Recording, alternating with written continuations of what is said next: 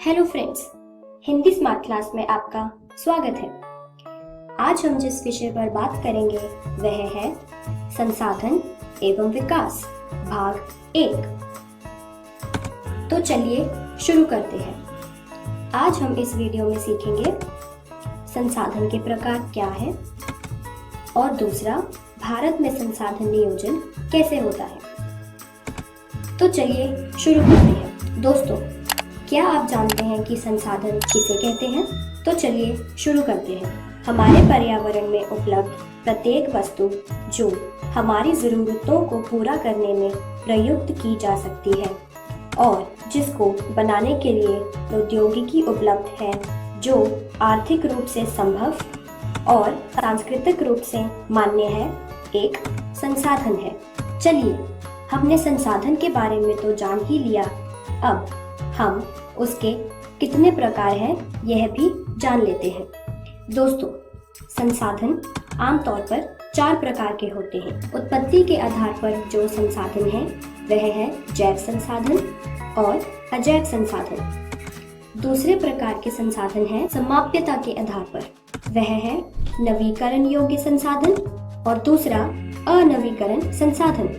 तीसरे प्रकार के संसाधन का नाम है स्वामित्व के आधार पर, जिसमें व्यक्तिगत संसाधन, सामुदायिक स्वामित्व वाले संसाधन, राष्ट्रीय संसाधन और अंतर्राष्ट्रीय संसाधन आते हैं। दोस्तों, चौथी प्रकार के संसाधनों का नाम है विकास के स्तर के आधार पर संसाधन, जिसमें संभावी संसाधन, दूसरा विकसित संसाधन, तीसरा भंडार और चौथा संचित कोष। दोस्तों, यह है संसाधन के प्रकार।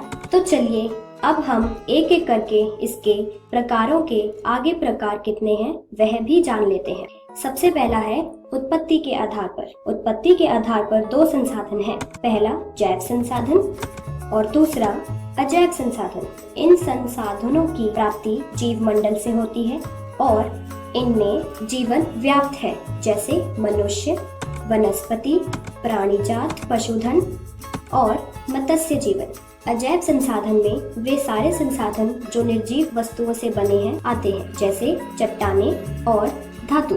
दोस्तों, यह थे कुछ उत्पत्ति के आधार पर संसाधन।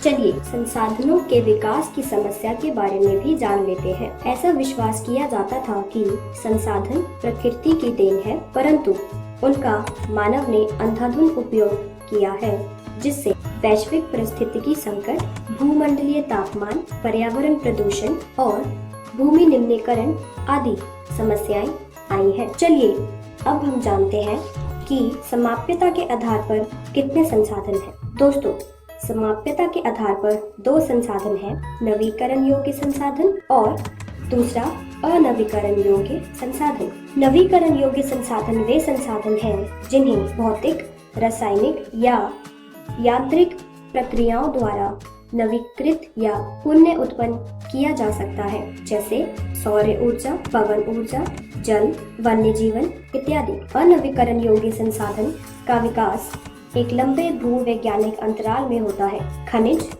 और जीवाश्म ईंधन इस प्रकार के संसाधनों के उदाहरण हैं। चलिए दोस्तों, अब हम जान लेते हैं कि स्वामित्व के आधार पर कौन से संसाधन होते हैं। दोस्तों, स्वामित्व के आधार पर 2 संसाधन हैं, पहला व्यक्तिगत संसाधन और दूसरा सामुदायिक स्वामित्व वाले संसाधन। व्यक्तिगत संसाधन निजी व्यक्तियों के स्वामित्व में भी होते हैं, जैसे कि बाग, चारागाह, तालाब इत्यादि संसाधन के निजी स्वामित्व के कुछ उदाहरण हैं।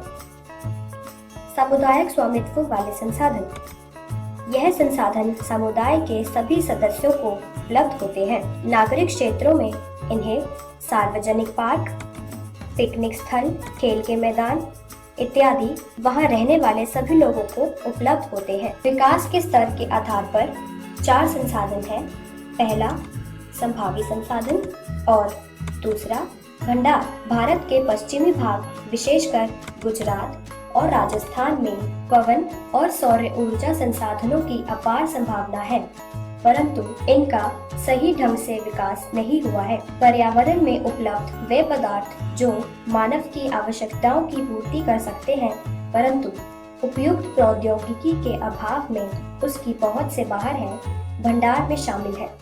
जैसे जल दो ज्वलनशील गैसों जैसे कि हाइड्रोजन और ऑक्सीजन का यौगिक है तथा यह ऊर्जा का मुख्य स्रोत बन सकता है, परंतु इस उद्देश्य से इनका प्रयोग करने के लिए हमारे पास आवश्यक तकनीकी ज्ञान नहीं है। दोस्तों, विकास के स्तर के आधार पर दो और संसाधन हैं जिनका नाम है विकसित संसाधन और संचित कोश। चलिए अब जानते हैं कि संसाधनों के विकास की क्या क्या समस्या आती है। ऐसा विश्वास किया जाता था कि संसाधन प्रकृति की देन है, परंतु उनका मानव ने अंधाधुंध उपयोग किया है, जिससे कई समस्याएं आई हैं, जैसे कि वैश्विक पारिस्थितिकी संकट, भूमंडलीय तापमान, पर्यावरण प्रदूषण, भूमि निम्नीकरण आदि। दोस्तों, क्या आपने ब्राजील शहर का नाम सुना है? ब्राजील शहर में एक शहर है जिसका नाम है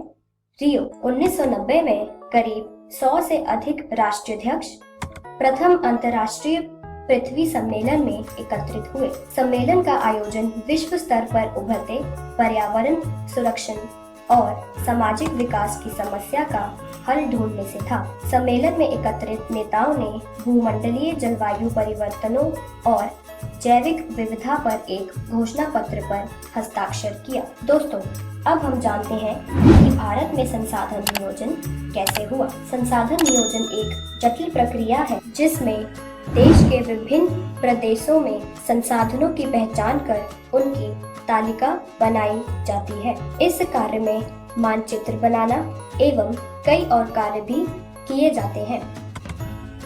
उपनिवेश का इतिहास हमें बताता है कि उपनिवेशों में संसाधन संपन्न प्रदेश विदेशी आक्रमणकारियों के लिए मुख्य आकर्षक रहे हैं। अंततः संसाधन किसी प्रदेश के विकास में तभी योगदान दे सकते हैं जब वहां उपयुक्त प्रौद्योगिकी विकास और संस्थागत परिवर्तन किए जाए। तो चलिए दोस्तों, अब हम दोहरा लेते हैं कि हमने इस वीडियो में क्या सीखा। हमने इस वीडियो में आज संसाधन के कितने प्रकार हैं और उनके क्या क्या नाम हैं वह सीखा, और दूसरा, भारत में संसाधन नियोजन कैसे होता है। अब हम अगली वीडियो में सीखेंगे मृदाओं का वर्गीकरण यानी सॉइल डिफरेंशिएशन। धन्यवाद।